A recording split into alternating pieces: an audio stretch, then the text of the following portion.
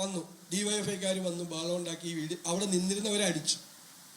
എന്നിട്ട് അവിടെ എൻ്റെ വീടിൻ്റെ അകത്ത് ഗേറ്റിൻ്റെ അകത്ത് നിന്നിരുന്നവർക്കെതിരായിട്ട് നോൺ ബെയിലബിൾ ഒഫൻസ് എടുത്തു. ആക്രമിച്ചവർക്കെതിരായിട്ട് കേസില്ല. ഞങ്ങളുടെ പരിപാടിയൊന്നുമല്ല സാധാരണ റീത്ത് വയ്ക്കല്.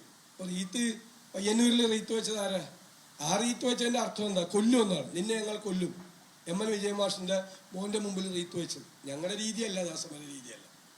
പിന്നെ എനിക്കിതല്ലല്ലോ ജോലി, മന്ത്രിമാരുടെ വീട്ടിൽ കൊണ്ട് റീത്ത് വയ്ക്കാൻ പറയലല്ലോ ജോലി.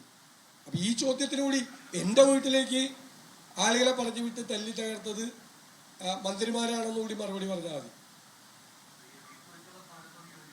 അല്ല, അങ്ങനെയൊന്നും ഞാൻ മന്ത്രിമാരുടെ വസതിക്കകത്തേക്ക് കയറുന്നതിനോടൊന്നും എനിക്ക് യോജിപ്പുള്ള ആളാണ്. ആ മന്ത്രിമാരുടെ വീടിനകത്ത് കയറുന്നതിനോട് യോജിപ്പുള്ള ആളാണ്.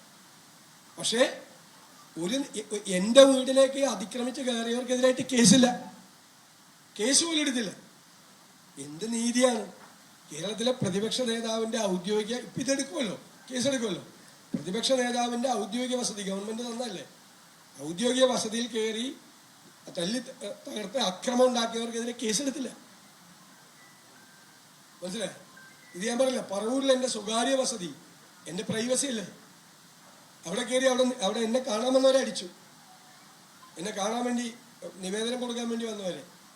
എന്നിട്ട് അവിടെ നിന്നവർക്കെതിരായിട്ട് കേസ്, വീടിനകത്ത് നിന്നവർക്കെതിരായിട്ട് കേസ്, ജാമ്യമില്ലാത്ത കേസ് കഴിഞ്ഞ ദിവസം അവിടെ വന്നത്. ലോകത്തെവിടെയായാലും ഏത് സമയത്തും 24 വാർത്തകളും ഓഗ്മെന്റഡ് റിയാലിറ്റി പാക്കേജുകളും എക്സ്പ്ലെയിനറുകളും വിശദമായി കാണാൻ ഞങ്ങളുടെ യൂട്യൂബ് ചാനൽ നിങ്ങൾക്ക് സബ്സ്ക്രൈബ് ചെയ്യാം.